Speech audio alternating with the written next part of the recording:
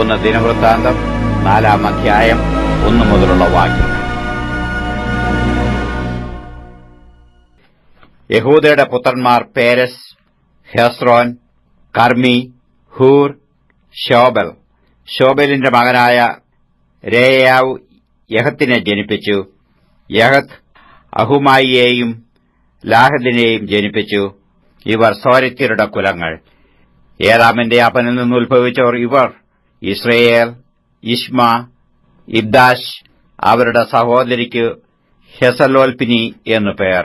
Penuel ഗദോറിന്റെ അപ്പനും യേസർ ഹൂശയുടെ അപ്പനുമായിരുന്നു. ഇവർ ബേത്ലഹേമിന്റെ അപ്പനായ എഫ്രാത്തയുടെ ആദ്യജാതനായ ഹൂരിന്റെ പുത്രന്മാർ.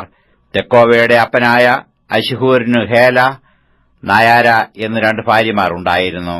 നായാര അവനു അഹൂസാം, ഹേഫർ, തേമനി, ഹായഹസ്താരി എന്നിവരെ പ്രസവിച്ചു. ഇവർ നേരയുടെ പുത്രന്മാർ. ഹേലയുടെ പുത്രന്മാർ സേരത്ത്, യസോഹാർ, യഗ്നാൻ, ഖോസ്, അരൂബിനെയും സോബേബയെയും ഹാരൂമിന്റെ മകനായ അഹർഹേലിന്റെ കുലങ്ങളെയും ജനിപ്പിച്ചു. യബേസ് തന്റെ സഹോദരന്മാരെക്കാൾ ഏറ്റവും മാന്യനായിരുന്നു. അവന്റെ അമ്മ, ഞാൻ അവനെ വ്യസനത്തോടെ പ്രസവിച്ചു എന്ന് പറഞ്ഞു അവന് യബേസ് എന്ന് പേരിട്ടു. യബേസ് ഇസ്രയേലിന്റെ ദൈവത്തോട്, നീ എന്നെ നിശ്ചയമായി അനുഗ്രഹിച്ചു എന്റെ അതിർ വിസ്താരമാക്കുകയും നിന്റെ കൈ എന്നോടുകൂടെ ഇരുന്നു അനർത്ഥം എനിക്ക് വ്യസന കാരണമായി തീരാതെ വണ്ണം എന്നെ കാക്കുകയും ചെയ്താൽ കൊള്ളായിരുന്നു എന്ന് അപേക്ഷിച്ചു. അവൻ അപേക്ഷിച്ചതിനെ ദൈവം അവന് നൽകി. ശൂഹയുടെ സഹോദരനായ ഖലൂബ് മെഹീരിനെ ജനിപ്പിച്ചു. ഇവൻ എസ്തോന്റെ അപ്പൻ. എസ്തോൻ ബേത് രാഫയെയും പാസഹയെയും നാഹീഷിന്റെ അപ്പനായ തെഹനയെയും ജനിപ്പിച്ചു. ഇവർ രേഖാനിവാസികളാകുന്നു. കെനേസിന്റെ പുത്രന്മാർ ഒഗ്നിയേൽ, സരായാവു. ഒഗ്നിയേലിന്റെ പുത്രന്മാർ ഹദത്ത്, മേയോനോഥായി ഒഫ്രയെ ജനിപ്പിച്ചു. സരായാവു ഗേഹാരീശീമിന്റെ അപ്പനായ യോവാബിനെ ജനിപ്പിച്ചു. അവർ കൗശലപ്പണിക്കാരായിരുന്നുവല്ലോ. യെഫുനിയുടെ മകനായ കാലേബിന്റെ പുത്രന്മാർ ഈരു, ഏല, നായം. ഏലയുടെ പുത്രന്മാർ കെനസ്. യഹലേലിന്റെ പുത്രന്മാർ സീഫ്, സീഫ, തീര്യ, അസരയേൽ. എസ്രയുടെ പുത്രന്മാർ യേഥേർ, മേരദ്, ഏഫർ, യാലോൻ എന്നിവരായിരുന്നു. അവൾ മിര്യാമിനെയും ഷമ്മിയെയും യെസ്തമോവയുടെ അപ്പനായ ഇഷ്ബഹിനെയും പ്രസവിച്ചു. അവന്റെ ഭാര്യയായ യഹൂദിയ ഗദോറിന്റെ അപ്പനായ യേരെദിനെയും സോഖോവിന്റെ അപ്പനായ ഹേബേറിനെയും സാനോഹയുടെ അപ്പനായ യഖൂഥിയേലിനെയും പ്രസവിച്ചു. ഇവരാകുന്നു മേരദ് പരിഗ്രഹിച്ച ഫറവോന്റെ മകളായ ബിഥ്യയുടെ പുത്രന്മാർ. നഹമിന്റെ സഹോദരിയും ഹോദിയാവിന്റെ ഭാര്യയുമായവളുടെ പുത്രന്മാർ ഗർമ്മ്യനായ കെയിലയുടെ അപ്പനും മയഖ്യാഖ്യനായ യെസ്തമോവയെയും തന്നെ. ശിമോന്റെ പുത്രന്മാർ അമ്നോൻ, രിന്ന, ബെൻഹാനാൻ, തീലോൻ. ഈശിയുടെ പുത്രന്മാർ സോഹേത്ത്, ബെൻ സോഹേത്ത്. യഹൂദയുടെ മകനായ ശേലയുടെ പുത്രന്മാർ ലേഖയുടെ അപ്പനായ ഏരും മാരശയുടെ അപ്പനായ ലതയും. ബേത്ത് അബ്ഷേയിൽ ശണവടം നെയ്യുന്ന കൈത്തൊഴിൽക്കാരുടെ കുലങ്ങളും യോക്കീമും കോസേബ നിവാസികളും. മോവാബിൽ അധികാരമുണ്ടായിരുന്ന യോവാശ്, സാരാഫ് എന്നിവരും യാശൂബി ലേഹൂമും തന്നെ. ഇവ പുരാണ വൃത്താന്തങ്ങളല്ലോ. ഇവർ നെതായീമിലും ഗദേരയിലും പാർത്ത കുശവന്മാരായിരുന്നു. അവർ രാജാവിനോടുകൂടെ അവന്റെ വേല ചെയ്യുവാൻ അവിടെ പാർത്തു. ശിമയോന്റെ പുത്രന്മാർ നെമൂവേൽ, യാമീൻ, യാരീബ്, സേരഹ്, ശൌൽ. അവന്റെ മകൻ ശല്ലൂം. അവന്റെ മകൻ മിബ്ശാം. അവന്റെ മകൻ മിഷ്മ.